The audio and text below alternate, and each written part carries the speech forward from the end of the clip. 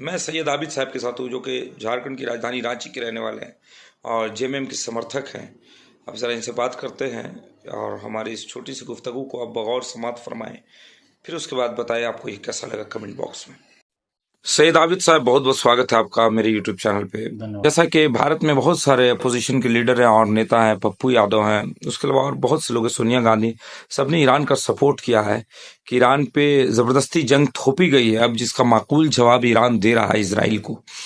मेरा कहने का ये मतलब है कि जब ईरान पे हमला होता है, इसराइल हमला करता है, अमेरिका बिल्कुल खामोश होता है। बेकसूर लोग जाबहक होते ईरान में मारे जाते हैं, बेकसूर लोग जिनका जंग से कोई रिश्ता ताल्लुकात नहीं, वो मारे जाते हैं, चीज़ें बर्बाद होती हैं, ईरान की सरकार को नुकसान होता है।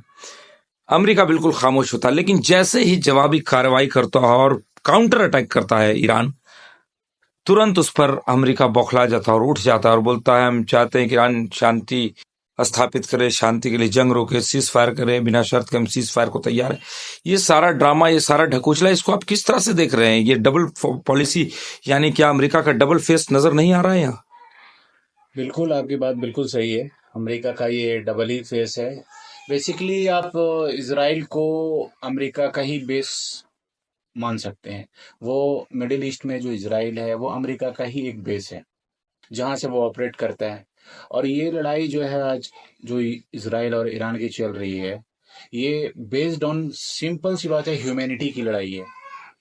ये इजराइल ने जिस तरह से फिलिस्तीन में हरकत की है, वहां पर बच्चे को नहीं छोड़ा, औरतों को नहीं छोड़ा, बूढ़ों को नहीं छोड़ा, किसी को नहीं छोड़ा। हत्ता कि हॉस्पिटल में जहां इलाज चल रहा है, हॉस्पिटल को नहीं छोड़ा, हॉस्पिटल के डॉक्टर को मर्डर किया, प्रेस रिपोर्टर्स का मर्डर किया। जितनी भी ज्यादा अनह्यूमन एक्टिविटी हो सकती थी उन्होंने वहां पर की।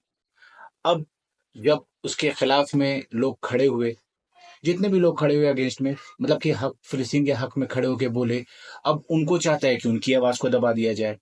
अब उनकी आवाज को दबाने के लिए इसने क्या किया कि प्रोवोक किया ईरान को, ईरान पे अटैक किया। अब ईरान पे अटैक करके वहां के जनरल्स को, कमांडर्स को अगर मार रहे हैं, तो वो किसी को, कोई भी मुल्क हो, मेरा मुल्क हो चाहे किसी का भी मुल्क हो, अगर किसी भी बड़े हस्ती को आप मारिएगा तो वो उस कंट्री की डायरेक्ट सोवरेनिटी पे अटैक होता है। तो अब उसका तो जवाब ईरान को देना ही था। अब ऐसा जवाब ईरान ने दिया, ऐसा जवाब दिया कि अब अमेरिका के और इजराइल के छक्के छूट गए।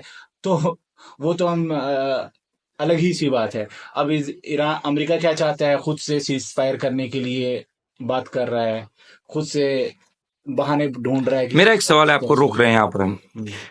जब पूरी दुनिया में रशिया के पास, चाइना के पास, अमेरिका के पास, इजराइल के पास, फ्रांस के पास, इंग्लैंड के पास एटम बम है, तो ये ईरान को क्यों हक नहीं कि वो एटम बम ना ले? अगर वो एटम बम बना भी रहा है, मान लीजिए, एटम बम तो ईरान के पास सबसे पहले बात है ही नहीं, ये तो उस पर फॉल्स इल्जाम लगा के 30 साल से उसको टॉर्चर करने की कोशिश की जा रही है। लेकिन मान लीजिए अगर बना भी ले तो उसमें दिक्कत क्या है? क्या दिक्कत है? किसी को कोई दिक्कत नहीं होनी चाहिए। तो किसी की गुंडागर्दी थोड़ी है। अब अमेरिका हर जगह गुंडागर्दी करते फिर रहा है, तो ये सही बात थोड़ी है ना कि अब जैसा तुम मेरे घर पे कोई आ जाए और हमको मारे और बोले कि तुम मेरा बात मानो नहीं तो फिर मारेंगे तुमको, ये तो गलत बात है। ये तो सीधा सरासर गुंडागर्दी है। अब वो अपने मुल्क है उसका, वो अपने मुल्क के बचाव के लिए, संभालने के लिए कुछ भी करना चाहिए, उससे क्या प्रॉब्लम है? आपको क्या प्रॉब्लम है? आपने न्यूक्लियर बम बनाया, आपने तो न्यूक्लियर बम अटैक भी किया किसी के ऊपर, जापान के ऊपर अटैक भी, हिरोशिमा तो नागासाकी। आपके ऊपर तो इस तरह से तो आपके ऊपर मतलब कि इंटरनेशनल केस होना चाहिए और आपको कटघरे में लाना चाहिए। लेकिन कोई नहीं बोलता है, कुछ नहीं बोल सकता है। क्यों नहीं बोल सकता है? लेकिन अब एक फिर और सवाल, जब आपने ये बोला तो क्या अब आपको लग रहा है ये जो जंग है ये तीसरे विश्व युद्ध का रूप धारण कर लेगी? जिस तरह से जंग पैनिक होती जा रही है, जंग बढ़ती जा रही है दिन ब दिन।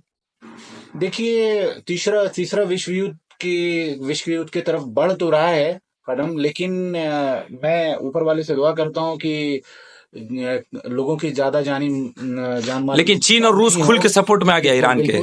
और मैं ये चाहूंगा कि इजराइल का जल्द से जल्द चैप्टर क्लोज हो और इजराइल का कहानी खत्म होना चाहिए। अब इसराइल के वजह से जितना भी फितना फसाद है वो खत्म होना चाहिए मिडिल ईस्ट में, और मिडिल ईस्ट अपना खुद से एक अपना खुद मुख्तार डेवलप कंट्रीज सारी की सारी होनी चाहिए और मजबूती से खड़ी रहनी चाहिए। आपको क्या ऐसा लगता है कि इसराइल जो इंसानियत की दुहाई सिर्फ मुंह से बोलता है, असल में इंसानियत का वो सबसे बड़ा दुश्मन मुल्क है? बिल्कुल दुश्मन है। अरे आज ही मैंने सुबह में एक इजरायली एक इसका देखा, रिपोर्ट देखा कि उसमें वो कह रहा है कि मैंने वहाँ मैं बेबी बच्चे को मारने के लिए ढूंढ रहा था, खोज रहा था, मुझे नहीं मिला। मैंने एक 12 साल की लड़की को तो मारा, लेकिन मैं बच्चे को खोज रहा था, छोटे से बच्चे को, और मुझे मिला नहीं। लेकिन और हंस की ये बात कर रहा था। देखिए ये उन लोगों के अंदर की इंसानियत है, और ये है क्या कहा जा सकता है, ये नहायत मतलब कि क्या बोला, इंसानियत से गिरी हुई चीज़ है ये।